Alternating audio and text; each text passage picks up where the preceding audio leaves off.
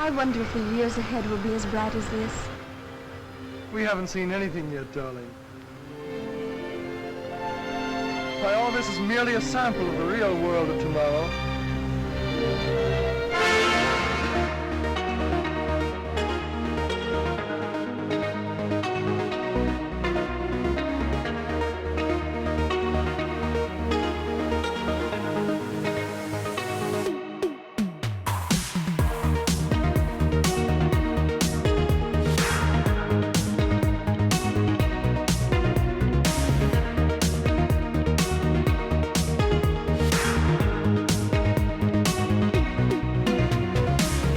Well, we started this and then got back to White Ranger stuff because we're still working on that video, so maybe that'll be our Saturday video. Anyway, remember when people used to talk about tomorrow?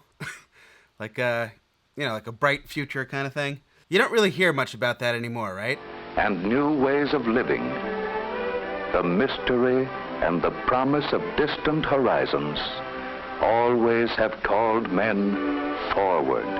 New ways of living and new thinking have laid the foundation for most of what is good in life today, with the promise of more tomorrow. If you could go back and visit any decade, what would it be? I've always been kind of fascinated by the World Fair. I would love to have seen that back in the day. To help us get a glimpse into the future of this unfinished world of ours, there has been created for the New York World's Fair a thought-provoking exhibit of the developments ahead of us. Here's a little footage of Times Square from the 1930s.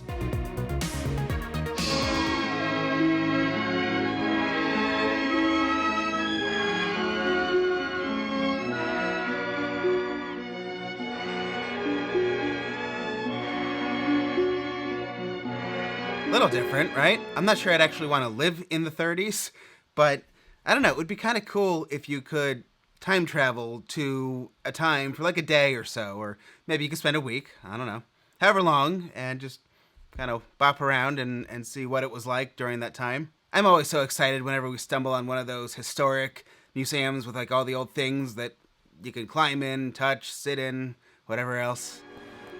Mia, are you texting in the year 1916? No. Is that a phone I see? What's a phone? Are you using futuristic devices in my class, young lady? No, sir. Is that an iPhone? Is that a DuckTales t-shirt in the year 1916? Yeah. Hey, that's it. Get up to my desk right now. You're getting a spanking, young lady. What do you have to say for yourself, Mia? All this because I was texting in class? Oh. Man, they're harsh in the 1800s. That's 1916. You didn't do your history. So that was Pioneer Village. Have you guys ever been there? Unbelievable collection of old stuff. It's crazy. It's enormous. It will take you the whole day to get through all the stuff. Who are you calling? Hey, I need to know who you're calling. Oh, that's very animatable. Cramming or stuffing? The 1950s teenage fad, the object was to see how many people could be crammed into a phone booth, car, or dorm room. That place was in Nebraska.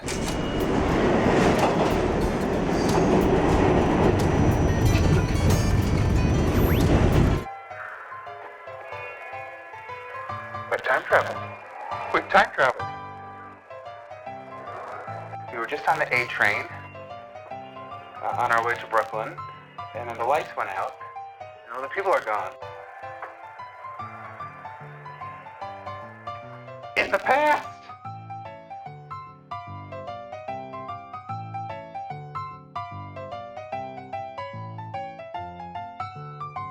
And that place was in Brooklyn. Hopefully we'll get to go back there sometime. You're just like walking on the sidewalk and then you see a subway, what looks like a subway entrance, and then you walk downstairs and that's the entrance.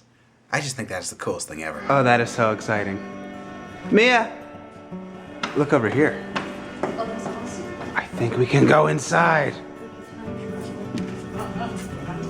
Oh my god, I love it. I love it. That's so cool. Come on in. Ooh, look at this one. They have all the old ads. How about the fans? Wow.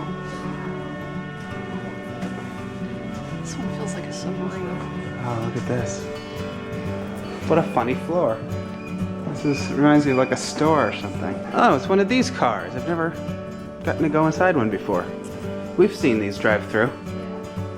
Huh, look at that. It's like a prison car. Oh, prison. Right. Yeah. Cool. Do you love it? It's got an engine too. This is the first subway car to have air conditioning. What year? 1950 to 1985. 1950. It would often drip on the passengers, so it was removed after a while, but then they kept improving things. And it failed after 2 weeks of use because of the dusty environment and some wind tunnels. This is my favorite seat right here. That looks like such a cozy little area. Right? Yeah, I like that. Yeah. Mia's gonna sit right there. How do you like it? You like it? It's like a private little seat. I know. Hey, hey, hey, hey, hey. Howdy, Mia. Hey there, girl. Some good bus driving you're doing. Hey, hey, hey. Hey. Excuse me. Hey, hey, hey, hey, hey. Sunday driver. Hey, you know what? You're making a scene in the past in the Transit Museum. Yeah, I know. This is such a cool place. And so, we see some suggestion of the things to come.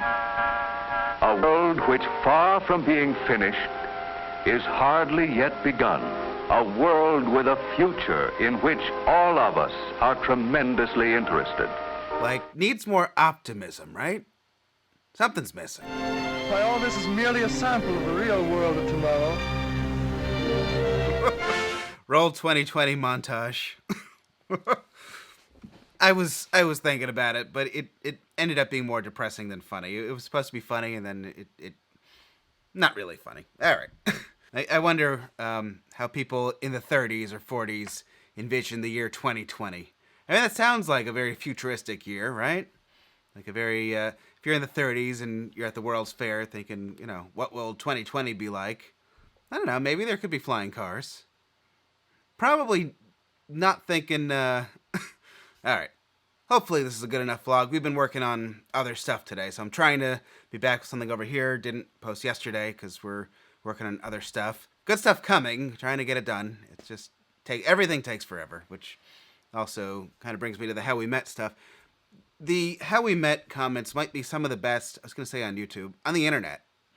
I wish people could see the video, but everyone that did find it, it's like it's very encouraging to keep going with that, and it's something that Mia and I have been wanting to do forever. We started in 2003, and then we spent like 6 years trying to pitch it in California, which was very challenging. It's very hard as like an out-of-college kid with no prior experience producing a television show to get people to actually take you seriously. There were a handful of executives, though, that thought we had something, and they tried to figure out, like, what could we do. I know I did a vlog about this. We got pretty far with Sony possibly doing, like, a mobile web series kind of things, webisodes, something like that. It fell through. Head guy handed it off to another department, and then it just never materialized. That's Hollywood for you, I guess. But anyway, and then for years we tried to find a writer. I think we've kind of accepted the fact that if we're going to make it, it's really the two of us. It's an enormous job. The one that we were trying to pitch for a while was to do it animated. But, I mean, that's obviously a huge, huge job. I think what I've done on YouTube is pretty good. But even that, you know, it's also a big job. I've talked about YouTube's schedule before, and they want every day. And to put something like that together, I mean, that's not a daily vlog kind of deal. So just trying to figure out, like, what would we do for funding if we were going to put the time into a thing like that? And, you know, is it me talking with, like, vlog overlays from when we were in college, or is Mia doing artwork? Is it fully animated? Is it partially animated? No matter how we do it, it's a big job. No matter how you look at it, it's a big job. Sort of speaking of which, if you are a patron, I posted, like, a little bit more backstory. I filled in some of the stuff that I didn't want to post on YouTube, so text, not video, but it's on Patreon. I gave a little bit of backstory, so some of the things I was vague about make a little bit more sense. All right, gonna end here. Thank you guys for watching. Good night.